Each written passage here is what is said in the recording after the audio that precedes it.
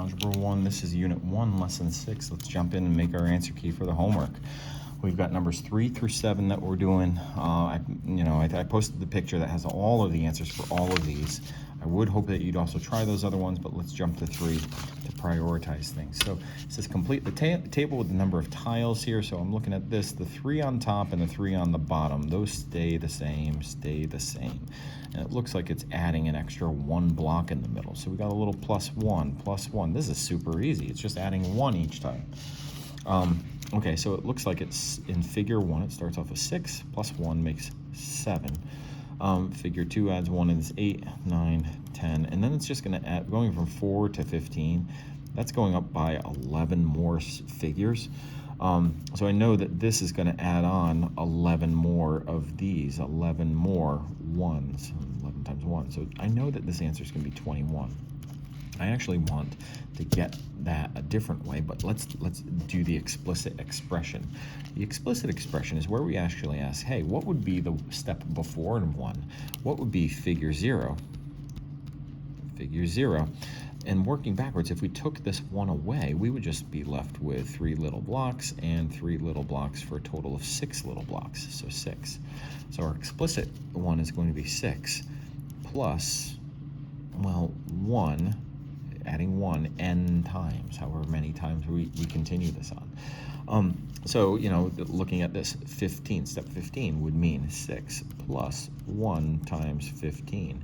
And 1 times 15 is 15. 15 plus 6, 15, 16, 17, 18, 19, 20, 21. It is 21. This checks out. Our little rule works. Now, other ones that are equivalent to this would be to say, start with 7, and we add 1, but we do that n minus 1 times. That's weird and that's ugly, but that is another correct answer for this. It's like another correct answer for this would be 7 plus n minus 1. That would be another 1. And if you do 7 minus 1, you get back to this. Again, role model answer there. Let's move on. The first 4 terms in a geometric sequence are 6, 18, 54, 62. What's happening? Well, we're starting with 6 and we are multiplying by 3 each time. Multiplying by 3 times 3. Okay, so that means we have repeated multiplying by 3. Now, if we want to write the explicit one for this, we need to imagine what number times 3 would give us 6. That number would have to be a 2.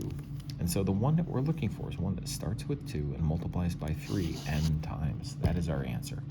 Not this one. Not this one. If we started off with 6, we would multiply by 3, not n times, but on the 15th one, we would do it 14 times. It would be n minus 1 less time. Then that. So again, this is the role model one. We have that figure 0. Let's move on to 6 and 7.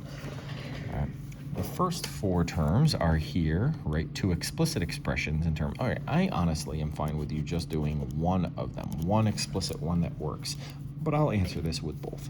What is the term before 15? Well, 15 to 22, that goes up by 7.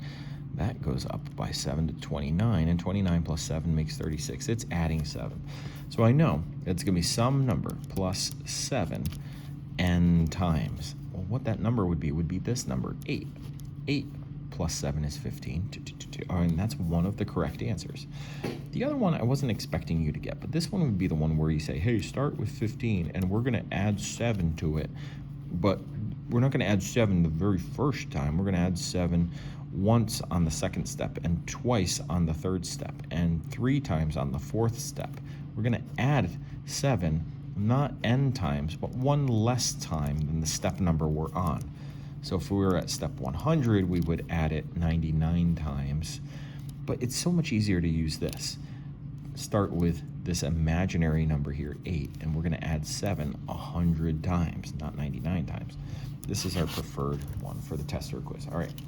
A triangular number can be represented as a number of dots in an equilateral triangle. So this is a 1, 2 by 2, 3, 3, 3, 4, 4, 4, 5, 5, 5. I love that triangle. I wasn't going to assign this, but I actually wanted you to know that there are things called triangular numbers and square numbers and pentagonal numbers. There really are. Okay, anyway, so we got 1, 3, 6, 10, 15. What is the 8th triangular number? This is one where it's just looking at this. Well, I see that it's adding 2. 3 to 6. Let's see, that is adding, let's see, that's adding 4. No. 3 to 6 is adding 3. 6 to 10, that's the one that adds 4. And then 10 to 15 adds 5. Okay, so this is not a constant difference, and it's not a constant ratio. This one is neither arithmetic or geometric. But that's okay. We can still figure this out to the 8th one. 1, 2, 3, 4, 5, 6, 7, 8. Well, if there's 15 here, we would add 6 more. 6 and 15 makes 21. And the next one, we would add 7 more. 7 and 21 makes 28. And the last one would add 1 more to that. It would add 8 more. 8 and 28 makes 36.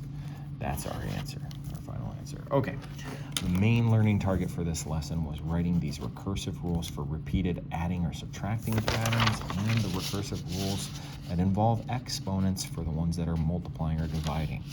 All right, folks, take care.